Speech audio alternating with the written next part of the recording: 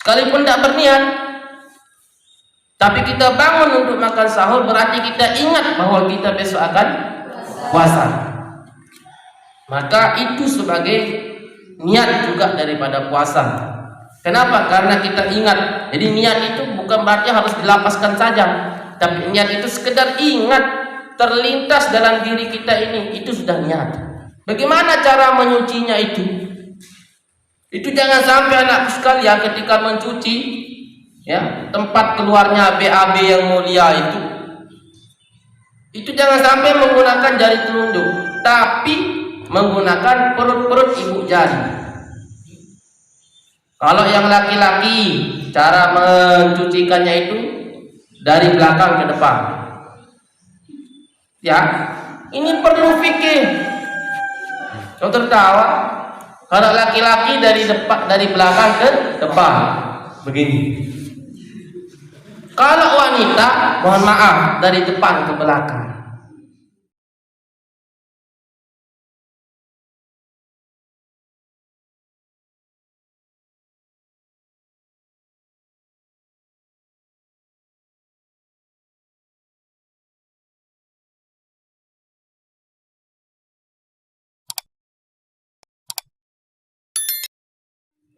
Assalamualaikum warahmatullahi wabarakatuh. Bismillahirrahmanirrahim. Alhamdulillahirabbil alamin. Wassalatu wassalamu ala asyrafil anbiya'i wal mursalin sayyidina wa maulana Muhammadin sallallahu alaihi wasallam. Abil Qasimil Amin wa ala alihi wa sahbihi ajma'in. Rabbi shrah li sadri wa yassir li amri wahlul 'uqdatam min lisani yafqahu qawli. Wasaddid lisani wahdi qalbi bi rahmatika ya arhamar rahimin wa ba'd. Qala al-musannif rahimahullahu ta'ala wa nafa'ana Allahu bihi wa bi 'ulumihi fid dharain amin. Ila an qala faslun arkanuhu thalathatu asya'a. Baik, kita lanjut sekarang kepada pembahasan tentang arkanuhu, rukun-rukun puasa. Itu ada salah satu asya'ah, ada 3. Jadi rukun daripada puasa itu ada 3. Kemarin kita sudah bahas tentang syarat sah dan syarat wajib puasa itu sendiri. Nah, sekarang kita masuk kepada bagian rukun daripada puasa itu sendiri. Rukun ini itu artinya sesuatu yang harus ada bagi seseorang yang mau melaksanakannya. Jadi rukun itu ibaratnya tersusun. Kalau kurang tersusun, maka kurang kokoh. Jadi sesuatu yang harus kokoh itu harus tersusun. Ya, harus ada begitu di dalam diri seseorang. Sama halnya dengan puasa ini, itu rukunnya ada 3. Yang pertama adalah niyatun lailan likulli yaumin fil fardhi. Niyatun, berniat, lailan, pada malam hari, likulli yaumin, setiap hari, fil fardhi, selama bulan Ramadan.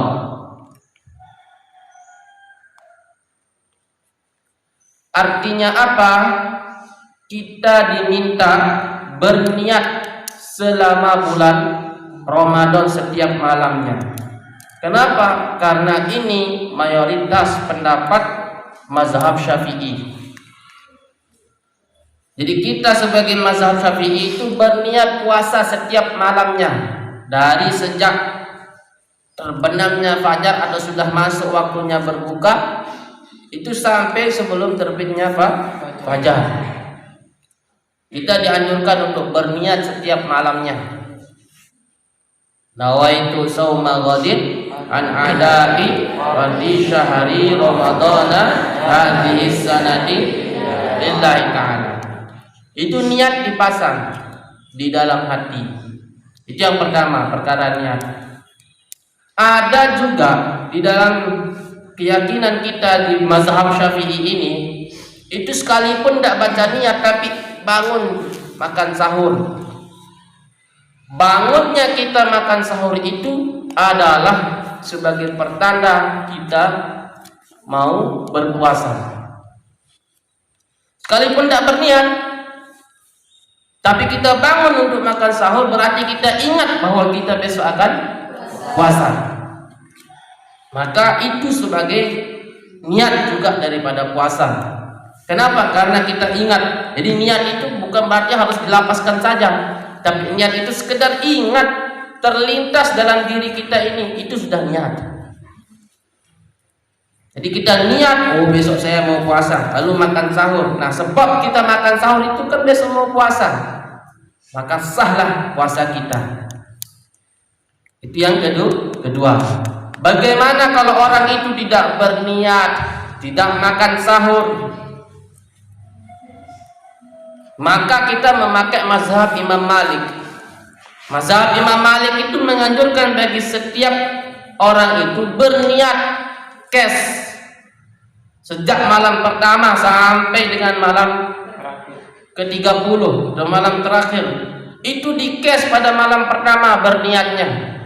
Maka kalau sudah dikes, sudah dibacakan niat pada malam pertama puasa, boleh kita tidak melakukan berniat setiap malamnya. Kenapa? Karena sudah dikes pada malam pertama. Sungguh indah namanya malam pertama bagi orang yang merasakan keindahan. Jadi artinya apa?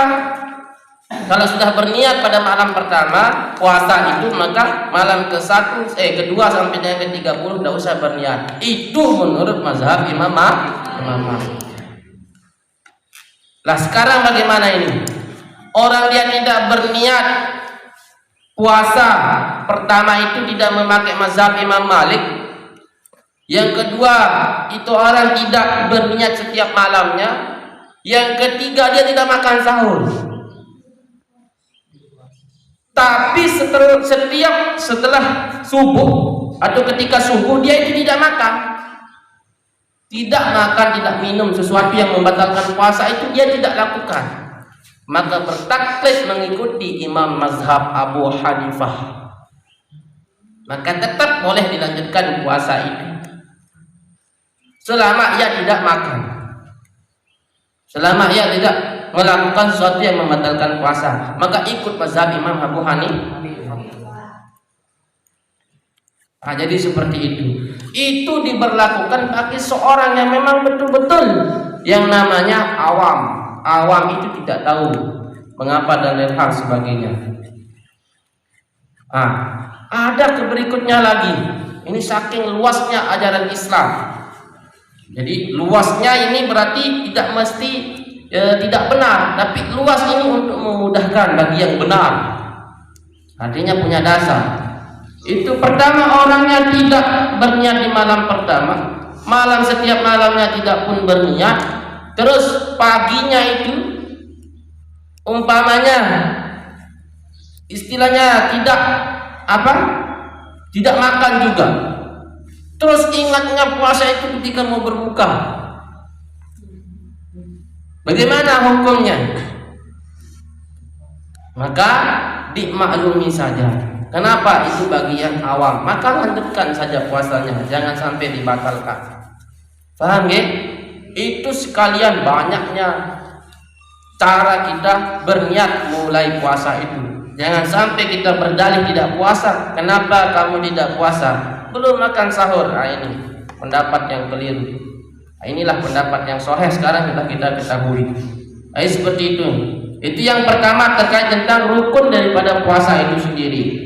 Yang kedua, watarku muftiron, dan meninggalkan muftiron yang membatalkan puasa.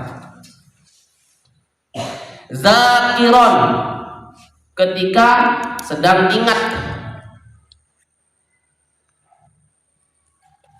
Nah, kalau dia itu puasa sudah makan 1 bungkul nasi atau 1 piring nasi sama lauknya, baru dia ingat ketika sudah minum, maka status puasanya tetap sah. Kenapa? Karena lupa. Bagaimana kalau pura-pura lupa? Maka batallah puasa. Kenapa kamu tidak puasa? Saya lagi makan ini. Oh, saya lupa puasa, tapi dia tetap makan. Ini tidak boleh. Jadi dalam hal ini kita betul-betul lupa. Mukhtaran, atau bisa memilih ghairal jahil, selain yang bodoh ma'zur, bodoh yang dimaafkan. Ya, bodoh yang dimaafkan artinya dia tidak tahu ya caranya berpuasa. Misalkan dia itu belum sampai agama di sana, maka boleh dia tidak berpuasa. Atau boleh rukunnya tidak akan lengkap. Jadi kalau rukun tidak lengkap berarti tidak mengiyakan dia untuk puasa. Yang terakhir itu adalah wasaimun. Jadi dalam kitab Safinatul Najah ini ada 3 rukun puasa. Yang terakhir itu adalah wasaimun, yakni orang yang berpuasa. Kalau sudah berniat terus menahan diri dari sesuatu yang membatalkan puasa dalam keadaan ingat. Terus yang ketiga yakni orang yang berpuasa. Tidak bisa kayu itu berniat, ya, pohon itu berniat tidak makan dan minum, lalu orangnya tidak ada, maka tidak cukup rukun itu. Jadi hal-hal seperti inilah yang harus kita pahami. Dan terakhir perlu juga kita pahami bahwasanya yang membatalkan puasa itu sudah jelas, seperti jangan makan, jangan minum, jangan memasukkan sesuatu rongga yang terbuka, rongga hidung, rongga mulut, rongga telinga, rongga depan, rongga belakang, kubur dan dubur. Itu kalau dimasukkan batal puasanya.